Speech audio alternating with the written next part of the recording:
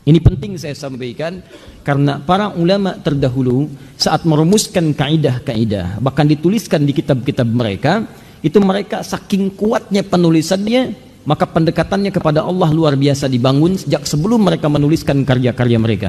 Sehingga sifatnya itu bahkan bukan hanya karyanya, pelajarannya yang abadi, kadang-kadang juga karyanya tersimpan rapi dan diabadikan oleh Allah Subhanahu wa taala. Sambil contoh misal, antum kalau pernah dengar itu ada di dalam gramatikal bahasa Arab di antara kitab nahwu yang paling awal sebagai pengantar kajian ilmu nahwu ada yang disebut dengan kitab Al-Jurumiyah namanya, karangan Imam As-Sanhaji.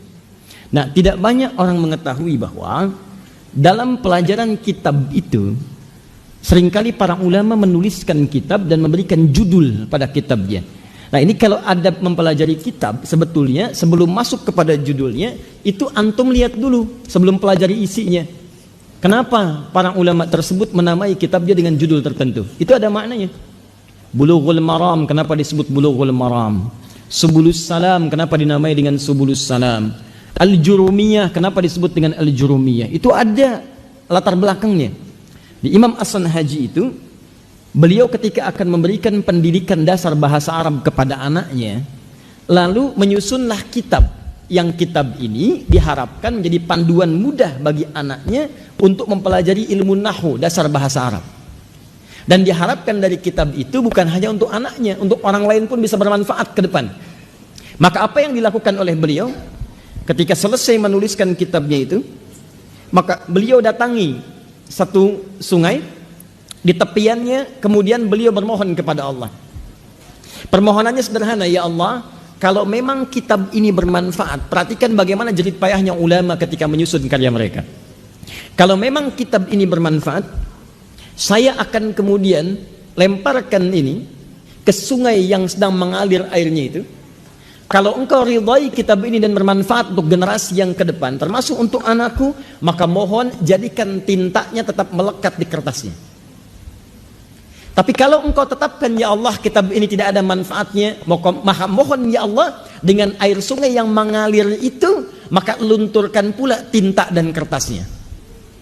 Maka ketika dilemparkan ke sungai itu, beliau katakan, jarmiyah, jarmiyah, jarmiyah. Jaro yajri jar, mengalir, lari, ya cepat, mengalir dengan cepat, pelari disebut dengan jaro yajri. Huwa yajri, dia sedang lari.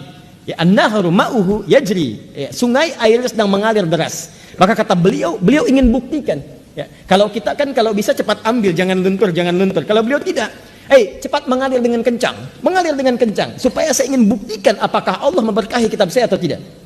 Maka ketika airnya mengalir, kata beliau, jarmiyah, jarmiyah, miyah jamak dari kata ma'un miyahun, mengalir air. Allahu Akbar. Semakin kencang mengalir airnya, ternyata tintanya tetap melekat di dalam kertasnya, tidak luntur. Maka kemudian diambil itu, lalu setelah itu beliau yakin ada keberkahan dalam kitabnya dan Allah mengizinkannya. Maka diberikanlah nama sifat dari jarmiyah tadi, maka dirangkum kemudian namanya menjadi Al-Jurumiyah. Sampai sekarang dipelajari di pesantren-pesantren kitab Jurumiyah. Al-kalamu huwa lafdhul murakkabul mufidu bil wad'i wa aqsamuhu thalathatun ismun wa fi'lun wa harfun amma ismu huwa kalimatun dalat ala ma'nan fi nafsiha wa lam tuqtaran bi zamanin wad'in, dan seterusnya. Itulah Al-Jurumiyah. Ada kisahnya.